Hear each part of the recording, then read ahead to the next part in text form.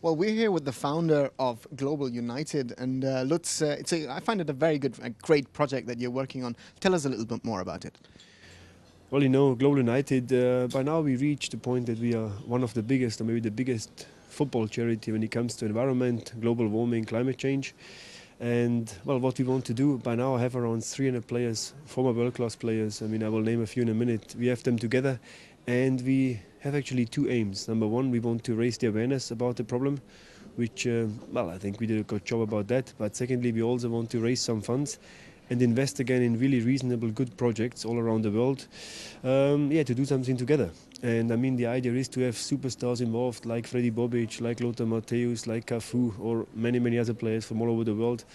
I think the beauty about it is that, let's say if you're going to a school and you're having let's say a professor, an environmental professor with you, and he tells the kids about global warming, about the climate change. Of course, the kids will listen, but I believe it will not have such a power as if a former football star talks. So think about it, Joan Elba will do it in Brazil, or Didier Drogba will do it in Africa.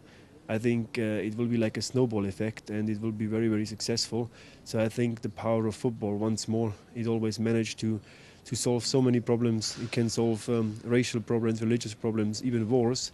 Now, my idea is to use the same tool to fight the climate change. Well, it's great to hear, of course, what you're doing. Let's come to the events you've done. Where have you already played with your team?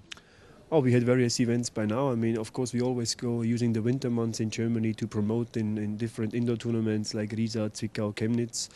But we had so far also some very, very successful international events. We played this year in Dayton, Ohio in the States, and also in Namibia and South Africa in 2010, just before the World Cup.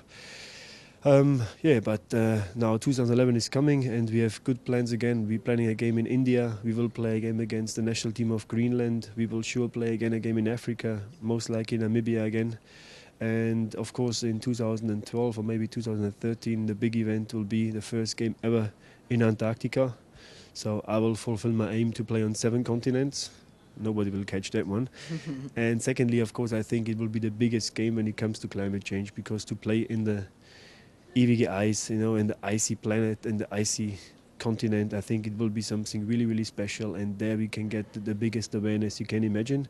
I think we also can get big sponsors involved to really push our aim, and I think we can change the world like that. You recently were in Pakistan helping against those severe floods where, really, most of Pakistan was really devastated. Tell us a little bit about that.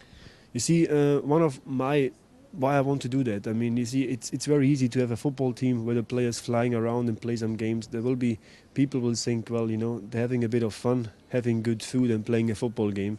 And of course, they're doing it for a good cause, but what's the outcome?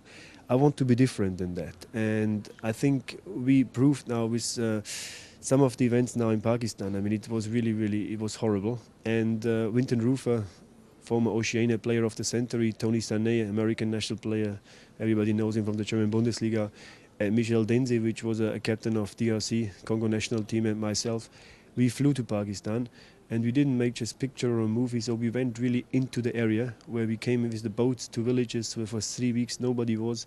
We saw actually lots of dead people, we saw lots of sick people, but we managed to help. I mean, we actually literally put the food in the mouth of the sick people, of the dying people. We brought medication, we brought rice, we brought bread, we brought lots of drinking water.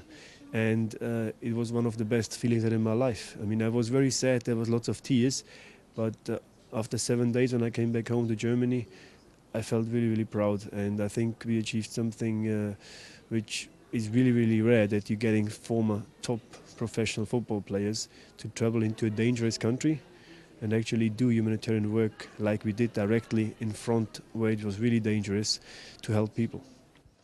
Well, it sounds really great what you're doing with Global United. Any final words that you want to send out to the people around the world about Global United? Yeah, I mean, the most important thing is I think that people change a little bit the thinking about professional footballers. I think also the mind of the former players changed a lot. I think everybody becomes more reasonable, more responsible. And I think with Global United Football Club, we have now an organization which we want to continue for the next 10, 20, 30, 50 years, because we will not manage to stop global warming, to stop the climate change. But I think if we all work together and use the power of football as a tool, we can be really, really successful together. But we need the support of everybody out there, not just of the sponsors, the big companies, but also of everybody out there who is interested to save the planet. So just join us and help us to fight. Well, great ending words from Lutz Pfannenstiel, and hopefully everyone around the world helps Global United FC and really fights climate change and global warming, one of the biggest problems on mankind. Thank you very much. Thank you too.